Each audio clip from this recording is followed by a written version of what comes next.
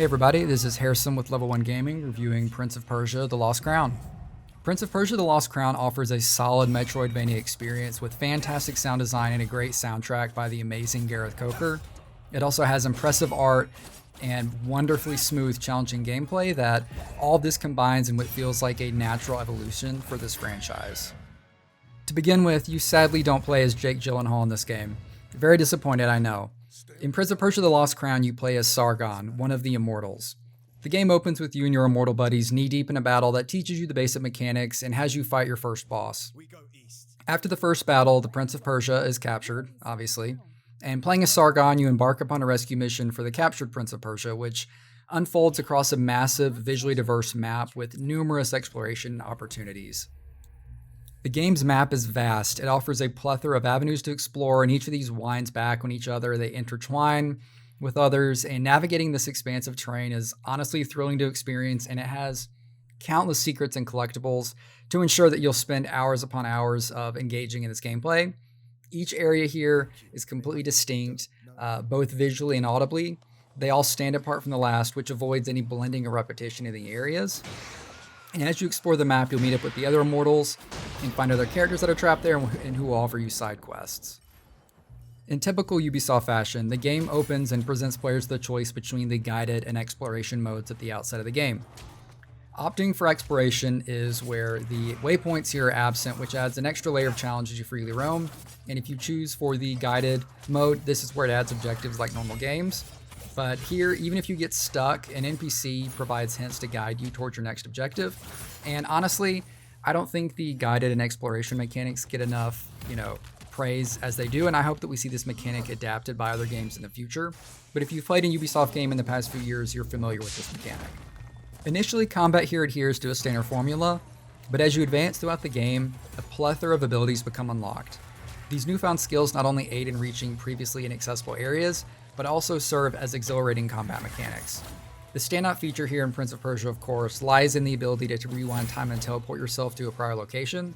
With a simple button tap, you can place a spectral version of yourself down, and if you press that same button again, you seamlessly return to that original spot. This unique aspect is the game's shining star and offers quite a few and many diverse ways to present puzzles and combat scenarios to the player. Imagine platforming to a location which triggers a button to open a door with a tight 5-second window before it closes.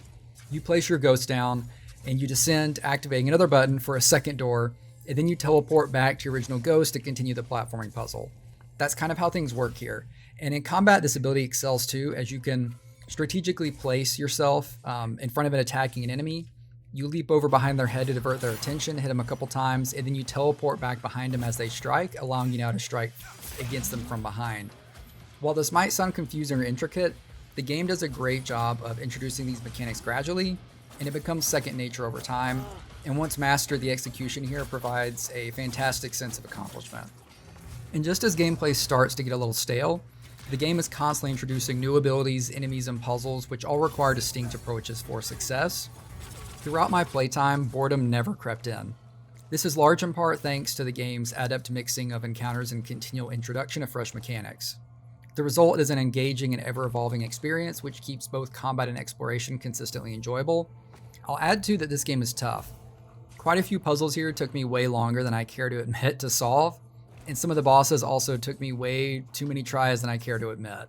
I will note that I played on hard for most of this playthrough, and I switched it to normal for a little bit to test out the difficulty, and I still found some enemies and bosses quite a challenge on normal difficulty as well. But what helps with the challenge in the game is Sargon can also unlock special combat abilities throughout the game. You can have up to 2 equipped at one time, and these abilities consume your special meter but possess the potential to turn the tide of a battle rather quickly. And as you progress in the game, you'll come across amulets as well. The amulets, think of them like rings in other games, so each of these offers a unique bonus or ability. These enhancements range from creating a time bubble which slows enemies after you do a successful parry, to transforming your arrows into flaming arrows, and others which boost your overall health.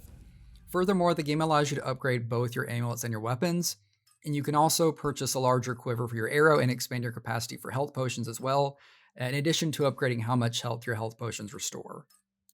With this variety of amulets and special powers available, players have the flexibility to craft their own personalized, quote, loadout for Sargon, and tailor his abilities to their own playstyle and preferences. Experimenting with these different builds became a highlight of my playtime, and you can seamlessly switch between them, and it really helped with the overall enjoyment of the game and for things not becoming stale. As I said earlier, the introduction of new mechanics and abilities is done in such a great way here. Each new boss encounter might require you to change up how you have your amulets and abilities. Heck, even just regular enemies in new areas can cause you to do so. So I never found myself trying to perform the same combo or action or tactic over and over again throughout the game because a lot of enemies made that tactic obsolete. Which is what I think makes this game so great. The sense of discovery and engagement, always feeling like you're doing something new, is performed here so masterfully. Being able to fly around the battlefield and literally control the flow of time in combat is so much fun and something so fresh from other games I've recently played. And every location is wholly unique and presents its own hazards and different platforming puzzles as well as enemies. All these combat abilities you've acquired also double as traversal mechanics, which makes exploring areas you've already been to still an enjoyable experience, as now you can fight those old enemies in a new way or traverse to previously blocked off areas. And since half this game is platforming, that platforming better be great, right? Well, I can attest that platforming here is quite excellent. Even at my most frustrated at dying as part for the upteenth time, I was still having a blast. And rewinding yourself to a specific point to then double jump and then dash across a row of flinging blades never really got old. The platforming here is absolutely superb and some of the best I've ever experienced, coupled with the traversal mechanics and the time rewinding ability. So why and how are you going to use all of these abilities? Why, to rescue the prince, of course. Your adventures will see you traveling to quite a few distinct areas, and every time you finish one objective, another pathway opens up, presenting a whole new area you can explore.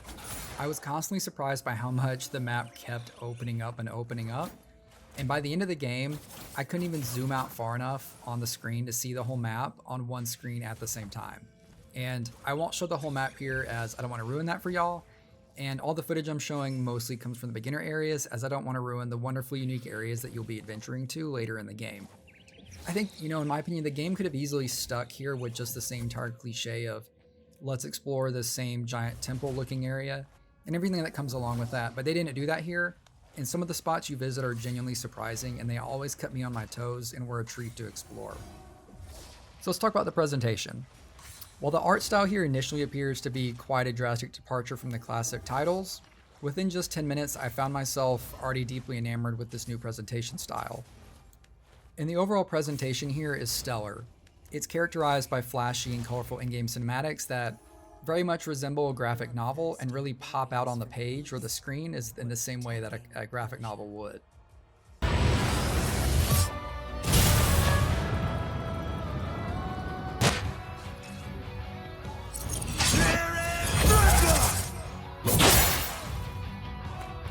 So that leads us to the rest of the presentation. And despite the limited story, or the limited material, I guess I should say, the voice acting here is fairly solid. And the sound design here, though, is what overall enhances the complete gaming experience for me here. With the sound design offering distinct noises for enemy attacks, signaling whether those specific attacks can be evaded or required a dodge. And these do a great way of showcasing, each unique area and each unique enemy that you'll encounter. And the soundtrack here, honestly surprised me a little bit. It was much more inspired than I previously anticipated. But if I had gone into the game knowing that the amazing Gareth Coker was the composer behind this music, I would have known going in that the music was going to be amazing. Some of Gareth's other work includes Ori and the Blind Forest and its sequel, Immortals Phoenix Rising, and quite a few tracks, mainly the single player on Halo Infinite. The soundtrack boasts memorable boss fight music and a reoccurring theme that resonates throughout the entire game. I admit I'm a little biased here though, as a song from Ori was played during my wedding, so take that as you will.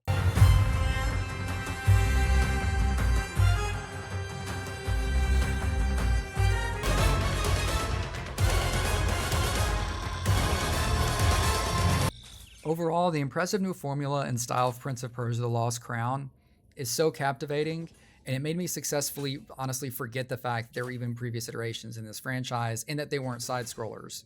And I don't mean that in the sense that I want to forget those games happened or I didn't enjoy them. What I'm trying to say is that the switch to this style of side-scroller and Prince of Persia in this way seems like such a natural and direct evolution for this title. So much so that it's, honestly hard to realize how this franchise was never a side-scroller before, because that's how awesome this game is. And for me, this is undoubtedly the highest praise that I can offer the game. And if you're a fan whatsoever of Metroidvanias or action platformers in general, plus with the added bonus of this game only being priced at $50, Prince of Persia: The Lost Crown unquestionably deserves your attention, and I really hope we see a sequel in the future.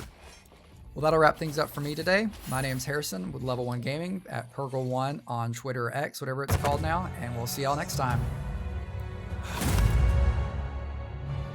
The Russia bar, was it? Your life ends here. Not if yours ends first.